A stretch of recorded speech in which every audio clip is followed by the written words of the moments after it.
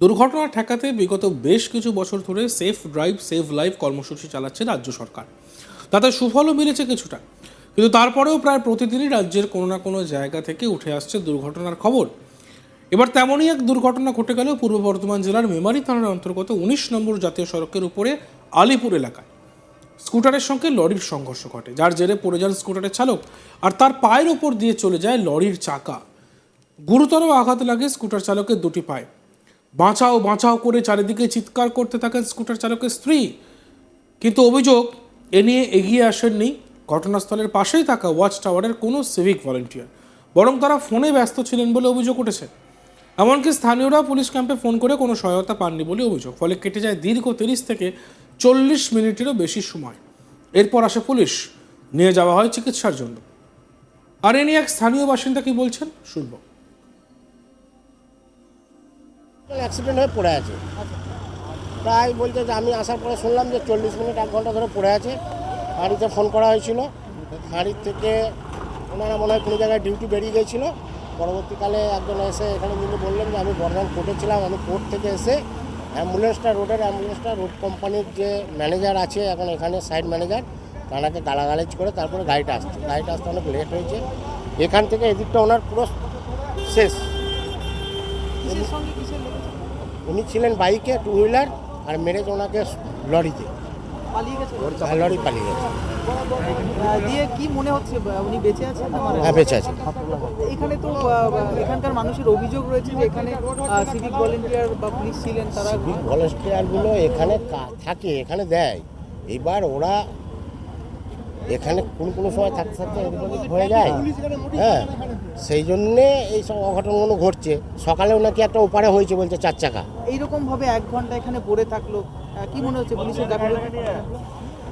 পুলিশের গাফলতি সেইভাবে আমি আসার পর থেকেই পুলিশ চলে এসছে। তার আগে পর্যন্ত কি ছিল শুনলেন যে প্রায় 40-50 মিনিট এখানে পাবলিক প্লেসে সবাই এই আলোচনাটা করছিল, সেটা কারণে। আপনারা কি চাইছেন এখানে বারবার দুর্ঘটনা ঘটছে যাতে এইগুলো থেকে আমরা সেফ পাই, যাতে এই দুর্ঘটনা না ঘটে, এখানে যাতে পরিপাটাটা ভালো হয়, হ্যাঁ, যাতে করে এখানে একটা টাওয়ার বসানো হয়েছে, এগুলো তো মূলত যাতে দুর্ঘটনা না ঘটে। তাহলে সেইটা দিয়ে কি কোনো ধরনের লাভ হচ্ছে কি মনে হচ্ছে?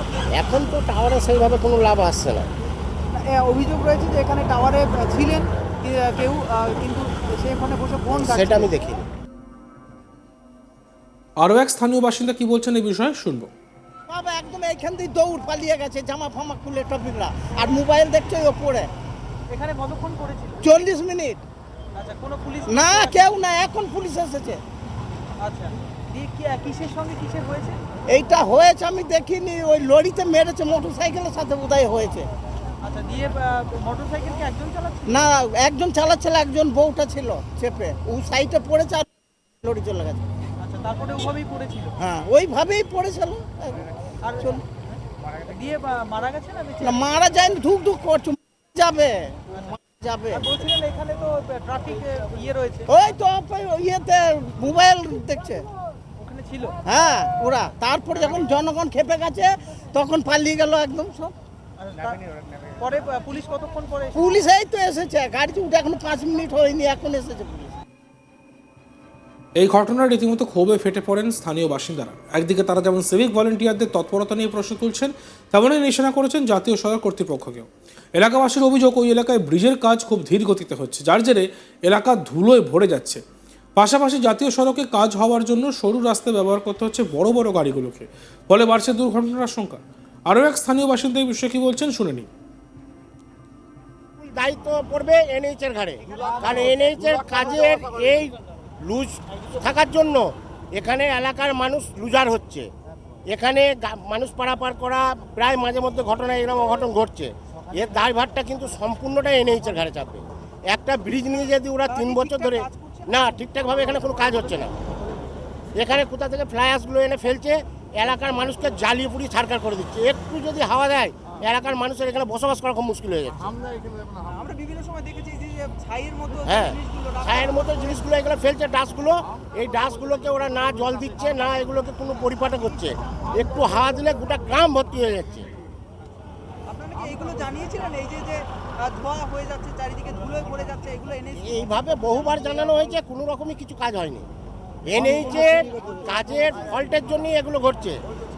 এই যে জিনিসটা আমরা যখন এখানে এমএলএ সাহেব এসেছিলেন, আমাদের মেমারি ওসি সাহেব এসেছিলেন, বিডিও সাহেব এসেছিলেন, তখন এটাকে এখানে রাখার কথা ছিল, এই জায়গায়। এখান দিয়ে আমাদের স্কুলের যাতায়াতের জন্য একটা এগুলোকে সরিয়ে দেওয়ার কথা হয়েছিল। সেখান থেকে আস্তে আস্তে এটাকে ঠেলে এখানে করে দিল ওনারা। এই রোডটা একটা ন্যাশনাল হাইওয়ে রোড, সেই রোডটা এখানে কত সরু করেছে, এখানে ডবল গাড়ি চাপাচাপি করছে, এগুলো আস্তে আস্তে সরিয়ে দিয়ে পাবলিকের মানে ওপরে প্রেসার বাড়াচ্ছে। এই ঘটনা আরও এক স্থানীয় বাসিন্দার কি বক্তব্য শুনবো। সকালে একটা অ্যাক্সিডেন্ট হয়েছে, সিভিক গুলো এখানে বসে তাস খেলে, এখানে মোবাইল ঘাটে, চায়ের দোকানে বসে আড্ডা মারে, সিভিক দিয়েছে এখানে। আর বালির গাড়িগুলো যাচ্ছে, পারাপার হচ্ছে, বালির গাড়িগুলো অ্যাক্সিডেন্ট হচ্ছে। কি ভেবেছে এখানে সরকার? এটা কি চোখ কান নাই নাকি সরকার? করা দরকার এখানে দুদিকে দুটো। আর এ বিষয়ে আমাদের প্রতিনিধি সুজাতা মেহরের একটি প্রতিবেদন আমরা দেখব। বোলপুরে মেলা দেখে স্বামী স্ত্রী স্কুটি করে ফিরছিলেন। মেমারির আলিপুর এলাকায় 19 নম্বর জাতীয় সড়কে লরির সঙ্গে স্কুটির ধাক্কা লাগে এবং লরির চাকার তলায় পড়ে যায় স্বামী। পায়ের উপর দিয়ে চলে যায় লরির ভারী চাকা, দুটি পা যায় অবস্থায় রাস্তায় পড়ে থাকে। স্ত্রী চিৎকার করতে থাকে বাঁচাও বাঁচাও বলে, কিন্তু কোনো সাহায্যের জন্য এগিয়ে আসেনি। রাস্তায় পাশে থাকা যে ওয়াচ টাওয়ার রয়েছে, সেখানে যে সিভিক ভলেন্টিয়াররা রয়েছে, তারা এমনটাই অভিযোগ।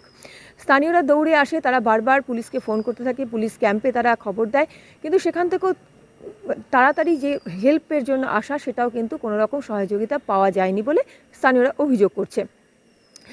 স্থানীয়দের অভিযোগ যে ওখানে যারা সিভিক ভলেন্টিয়ার থাকে, তারা কিন্তু বেশিরভাগ সময়টাই নাকি তাস খেলায় ব্যস্ত থাকে, না হলে মোবাইলে ব্যস্ত থাকে। এই ঘটনার সময়ও নাকি তারা মোবাইলে ঘাঁটতেই ব্যস্ত ছিল, এমনটাও কিন্তু অভিযোগ উঠছে।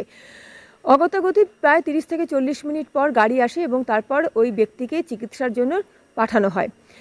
এখন এটা এনএইচের ঘটনা, এনএইচকেও তরফ থেকেও কিন্তু কোনো রকম সহযোগিতা পাওয়া যায়নি, এমনটাও কিন্তু অভিযোগ উঠছে। এক দুর্ঘটনা ঘটে গেল পূর্ব বর্ধমান জেলার মেমারি থানার অন্তর্গত 19 নম্বর জাতীয় সড়কের উপরে আলিপুর এলাকায়। স্কুটারের সঙ্গে লরির সংঘর্ষ ঘটে, যার জেরে পড়ে যান স্কুটার চালক, আর তার পায়ের ওপর দিয়ে চলে যায় লরির চাকা।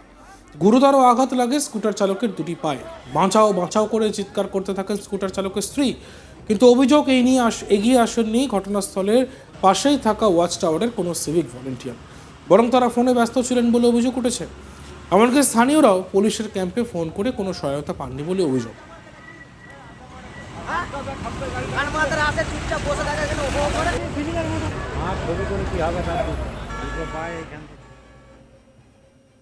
দেখতে থাকুন আজ তাক বাংলা। আমাদের হোয়াটসঅ্যাপ চ্যানেলটি ফলো করবেন, অবশ্যই আমাদের ভিডিওসগুলি ভালো লাগলে লাইক করবেন, কমেন্টস করবেন, শেয়ার করবেন এবং সাবস্ক্রাইব করতে অবশ্যই ভুলবেন না।